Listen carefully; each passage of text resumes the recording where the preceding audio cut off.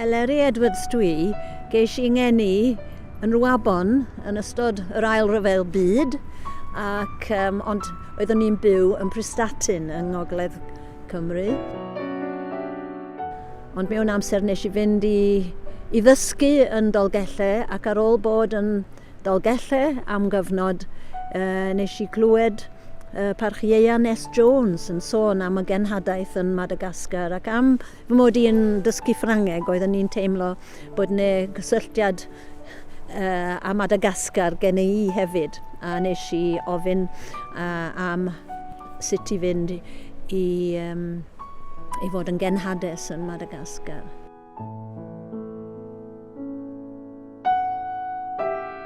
Nes i fynd i siarad efo'r Cwmwl, cos dyna oedd ein cenhadaeth ni, ond oedd o Congregational Council of World Mission ar y pryd, ac oedd o, wrth gwrs, Ieuan yn perthyn i'r Congregational Annibynwyr Cymraeg. Ac oedd y ddynus digon llym yn deud, how long do you want to stay there? And she said, well, for a few years. Ac oedd hi'n deud, oh, when you're ready to stay for your whole life, come back here. So ddari fy ngyrru i adre, a nes i ddim meddwl eto. A wedyn nes i fynd i Ffrainc am 4 blynedd i dysgu Ffrangeg fel iaith estron i bobl oedd yn mynd allan i'r cenhadaeth.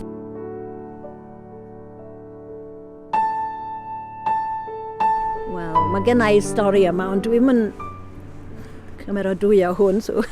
Ond nes i un diwrnod oeddwn ni efo fy Meibil, a nes i ddeud wrth Dduw, dwedwch wrtha i lle i fynd yn ôl i'r gogledd i lle dwi'n byw neu fynd i'r de. A nes i agor y Beibl yn rhywle, dwi'n meddwl yn Jeremia, ac oedd y geiriau yn deud, ewch tua'r de, fa ferlymidi.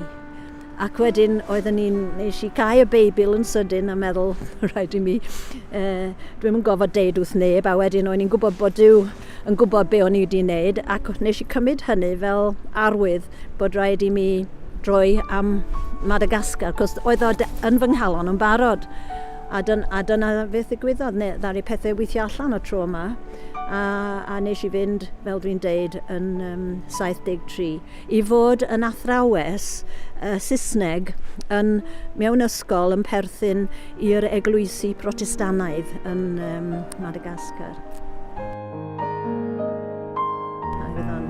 Antur fawr, oeddwn i'n meddwl bod fi'n neud ffafr i Dduw, ond pan nes i gyrraedd, nes i sylweddoli bod Dduw yn neud ffafr fawr i mi, cos oedd o'n lle mor hyfryd a'r bobl mor annwyl.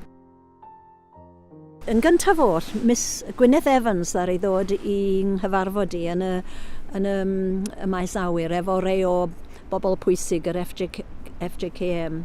Oedd hi wedi helpu fi darllen yr iaith dipyn bach, dysgu dipyn o'r iaith, just gweld i bywyd hi, oedd o yng nghefn gwlad Fadagascar, ond oedd hi yn ffeind iawn wrtha i, a fi'n falch os dyn ni'n gallu cofio am Gwyneth, cos oedd hi yn arbennig, a ddari cyfieithu gymaint o emynau a pethau gwahanol i Malagasy o'r Cymraeg.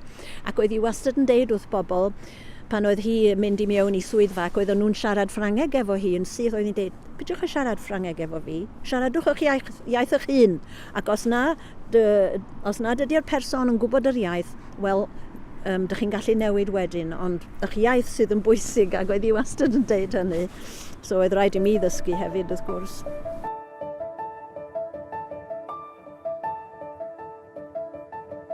Oedden nhw'n cael 5 munud bob bore am wasanaeth crefyddol. Nes i cymryd amser i baratoi, just gair bach, a lot o lefydd gwahanol yn y Beibl.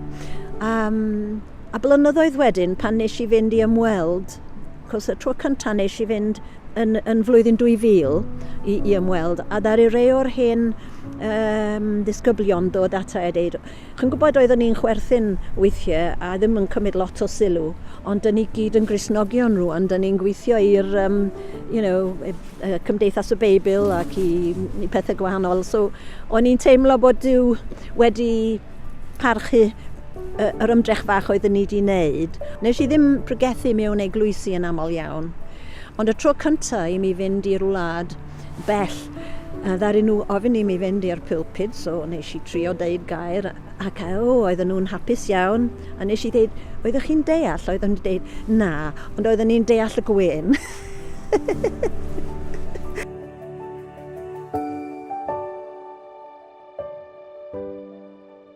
Cos am 5 mlynedd oedden ni yno, a wedyn oedd fy nhad yn wael iawn, a nes I ddod adre.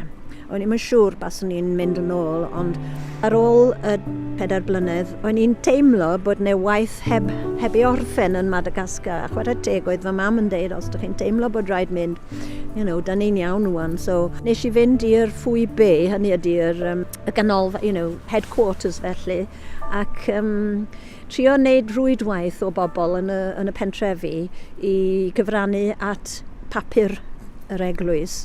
Ac wrth gwrs oedden ni'n sefydlu pob peth ar y Beibl, cos oedden ni'n mynd mewn... Oedden ni'n mynd ar ben fy hun pan oedden ni'n ysgrifennydd swyddog cyfathrebu, a wedyn dyna oedd fy ngwaith. Ac oedd o'n ddiddorol iawn yn wneud y papur faw yn Malagasy, yn Ffrangeg ac yn Saesneg hefyd. Nes I ddim gyrraedd wneud o'n Gymraeg, ond...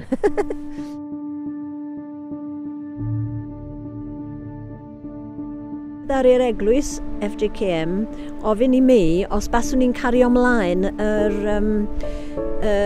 ymchwil oedden nhw'n galw o, sut I gael rhywbeth i'r merched ifanc oedd isio gwasanaethu yn yr eglwys, ond ddim isio na gallu rhai ohonyn nhw bod yn weinidogion, ond yn wir efo ffydd ac isio gwasanaethu pobl.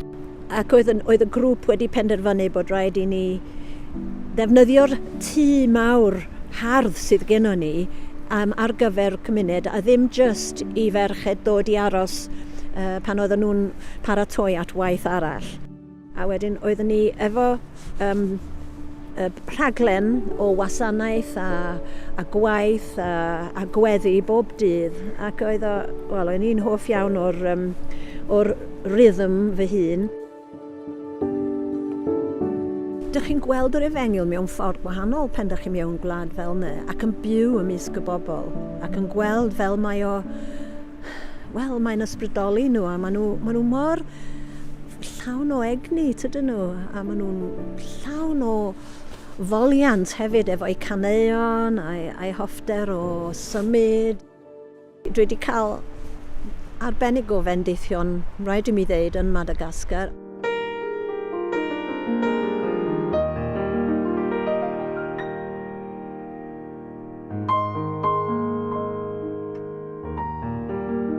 O'n i'n teimlo bod fy mywyd ar ben pan o'n i'n ymadael, ond wedi hynny mae Duw wedi rhoi bywyd arall hefyd. Ond ar y pryd oedd o yn hyfryd Oedden ni dipyn bach fel mam yn hyfforddi ac yn helpu'r bobl ifanc yma.